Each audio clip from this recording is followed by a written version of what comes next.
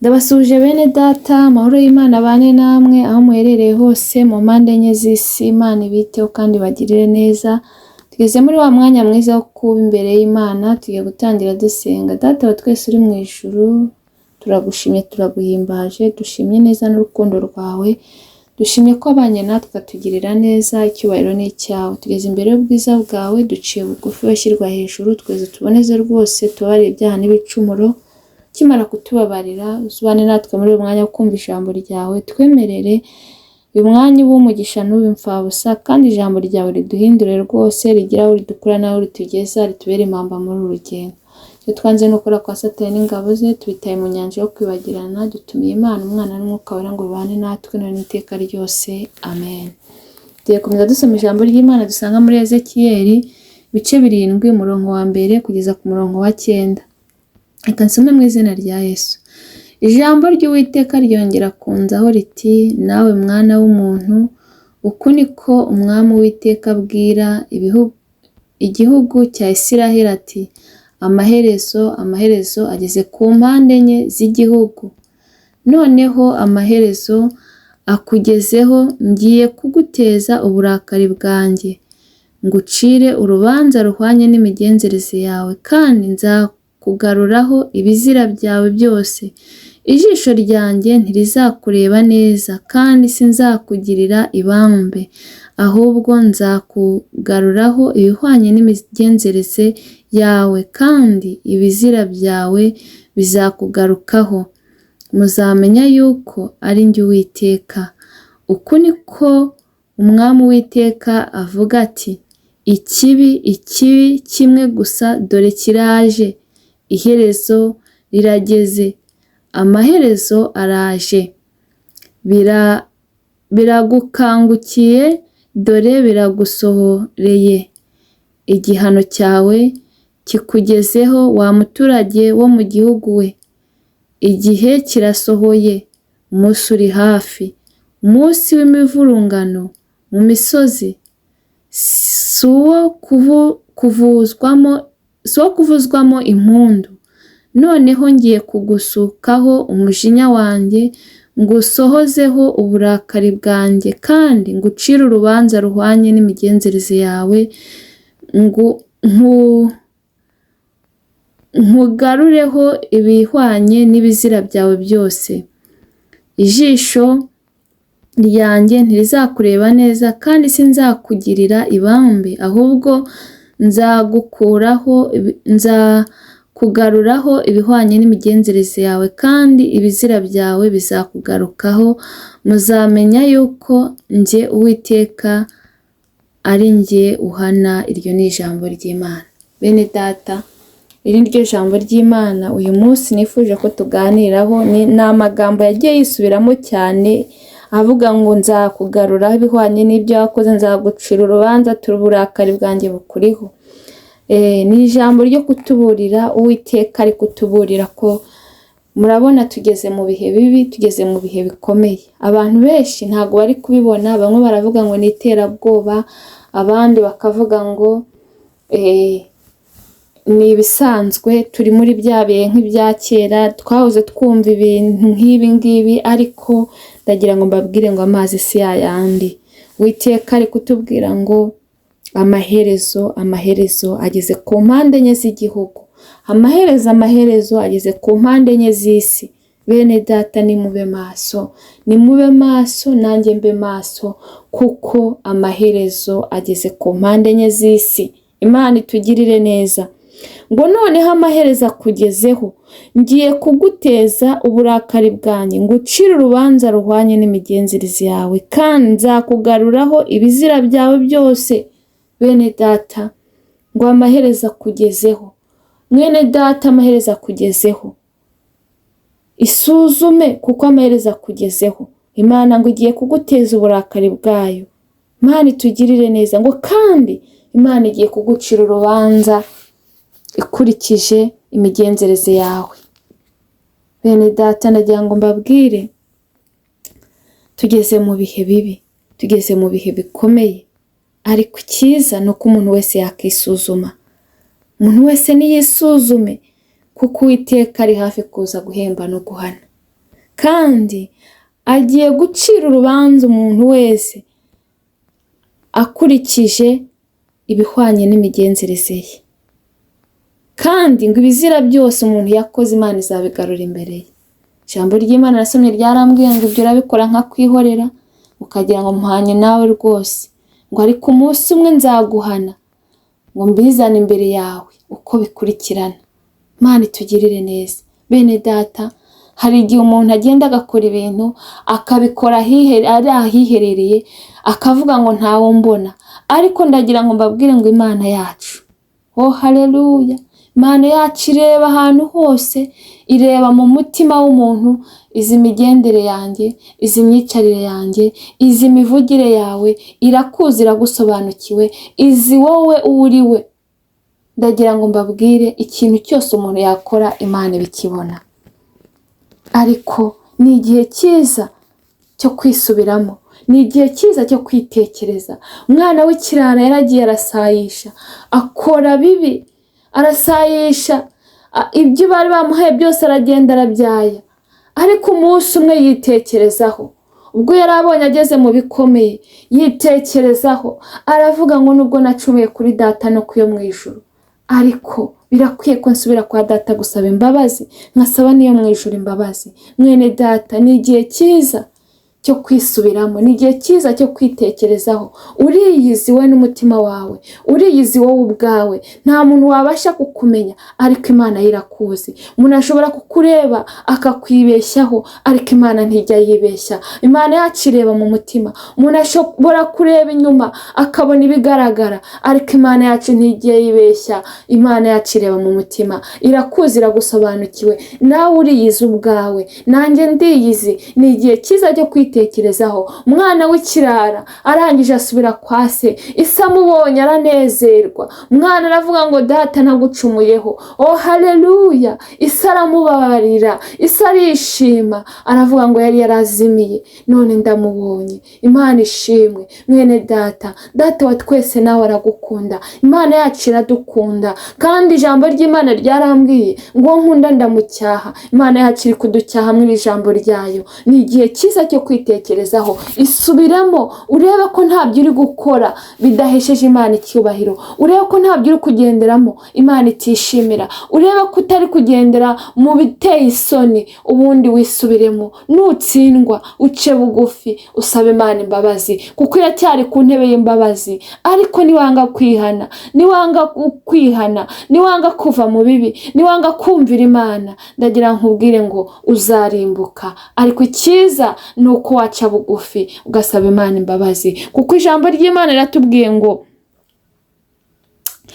amaherezo ngo akugezeho, ngo ngiye kuguteza uburakari bwanjye, ngo ucire urubanza ruhwanye n'imigenzereze yawe. Mwene data, amaherezo atugezeho, kandi Imana igiye gutura uburakari umuntu wanze kwihana. Ese mwene data, wakihanye Imana itari yaguteza uburakari bwayo? Wakihanye Imana itari yaguhana? Wakihanye Imana itari yagushyira mu gihano? Wakihanye Imana itari yagutura uburakari bwayo? Ku burakari bw'Imana bukomeye. Mwene data, ndagira nkubwire ngo buri muntu wese azahembwa ibihwanye n'ibyo yakoze, kandi ijambo ry'Imana nasomye ryarambwiye ngo dore ndaza vuba. Imana itugirire neza, ngo dore ndaza vuba, ngo nzanye ingororano kugira ngo wororere buri muntu wese ibihwanye n'ibyo yakoze. Mwene data, niba uri gukora ibibi, umenye kuzagororerwa ibibi, ariko haracyari ayandi mahirwe. Imana itanze ayandi mahirwe. Ijambo ry'Imana ni wowe riri kubwira, n'ingeri riri kubwira. Ni igihe cyiza cyo kwisubiramo. Mu gihe Imana itari yaza, wakihanye nanjye nkihana, ubundi Imana ikongera ikatwishimira. Imana itugirire neza. Kandi ijambo ry'Imana rikomeje ritubwira ati ijisho ryanjye ntabwo rizakureba neza. Bene data, iyo umuntu agendera mu bidafite umumaro, iyo umuntu akora ibyo Imana itishimira, iyo umuntu ari gukiranirwa, ijisho ry'Imana ntirimureba neza.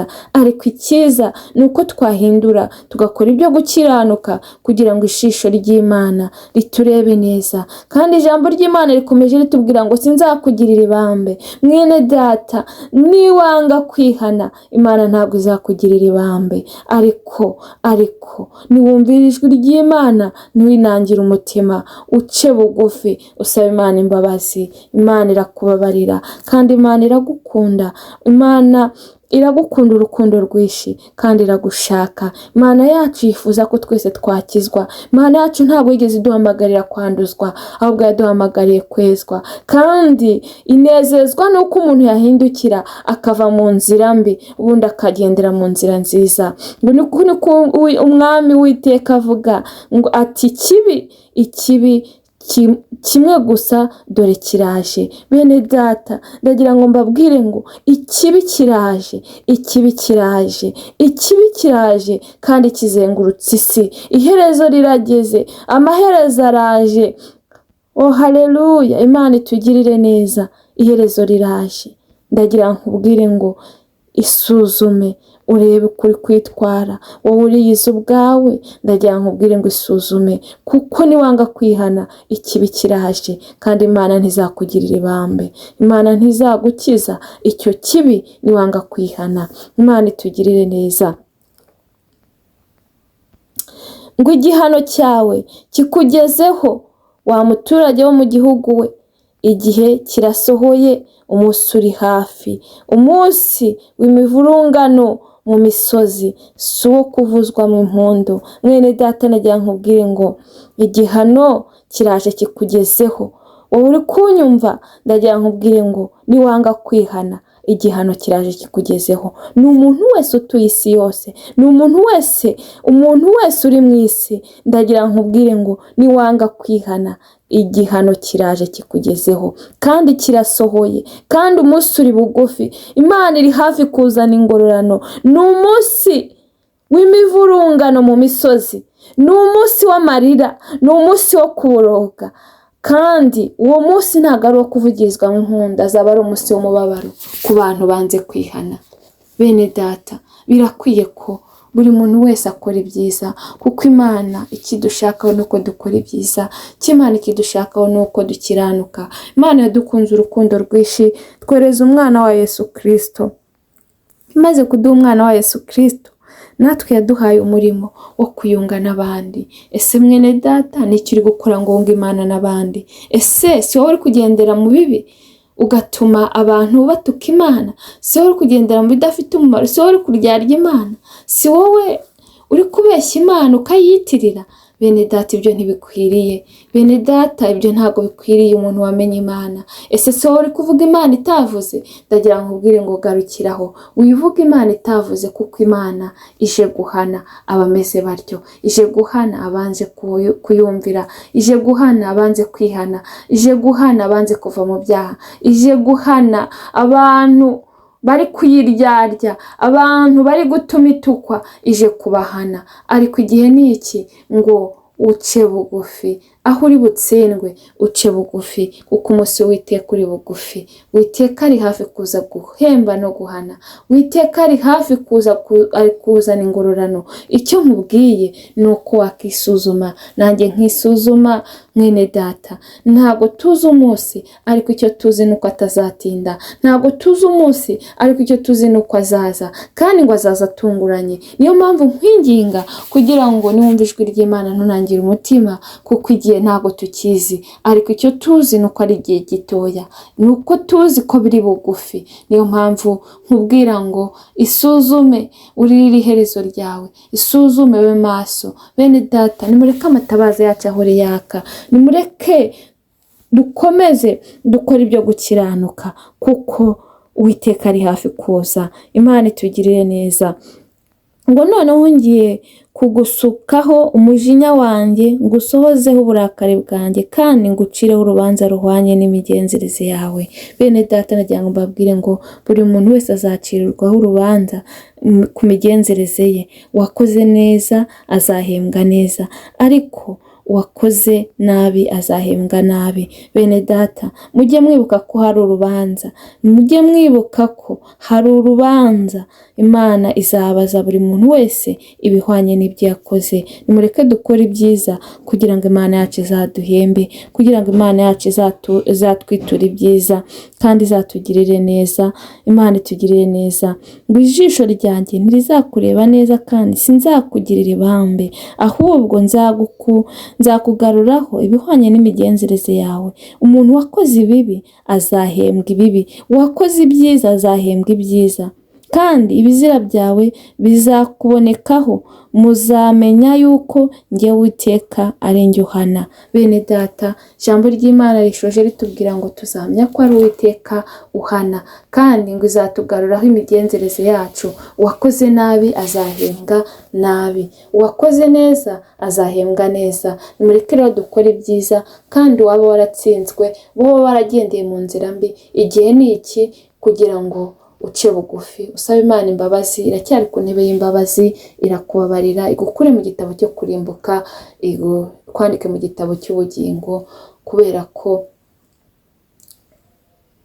Imana yacu igira imbabazi nyinshi. Imana itugirire neza, kandi Mwuka Wera akomeze abasange, baganirize iri jambo, ariko mwumve ko uwo munsi w'Uwiteka uri bugufi, kandi Uwiteka ari hafi kuza guhemba no guhana. Niyo mpamvu mbinginga kugira ngo mukomeze mube maso, nanjye mbe maso, kugira ngo tutazatungurwa. Ndabwira n'umuntu utari wakira Yesu Kristo nk'umwami n'umukiza, igihe ni iki kugira ngo mwakire. Ejo ntuhazi, muri isi turi abashyitsi. Mwakira kubera umwami wawe, kubera umukiza, kandi umenye ko ari we tuboneramo ubugingo, ntawe uzayakwa atamujyanye.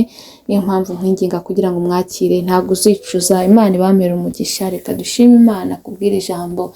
Data wa twese uri mu ijuru, turagushimye, tugushimiye kubwira ijambo ryawe ryiza ritubwiye ko amaherezo ari bugufi, ko uri hafi kuza guhemba no guhana. Mwami, duhe kwisuzuma, nitubona hari aho dutsinzwe duce bugufi. Abankurikiranye bahe kwisuzuma, buri wese uribona hari ahatsinzwe ace bugufi, kuko uracyari ku ntebe y'imbabazi. Biteho bagirire neza, buri wese uko agukeneye akubone, ariko ikiruta byose Mwuka Wera akomeza abaganze, bayoborwe n'Umwuka iteka, nibwo batazakora ibyo kamere irarikira. Bana nabo rero, barwayi bakize, abafite intimba n'agahinda baha amahoro mu mutima. Umurimo wawe ukomeze uwagure, ugabanya abarimbuka wongera abakizwa. Mu izina rya Yesu Kristo dusenye imfubyi n'abapfakazi, biteho bagirire neza, abadafite akazi ukabahe, abafite ubukene baremere, kubera ko byose urabishoboye. Byo tubisanye twizeye mu izina rya Yesu, amen. Mwakoze cyane. Imana y'amahoro ibamere umugisha, ariko ikiruta byose ikomeze ibarindire ubugingo. Naho utaha, bye.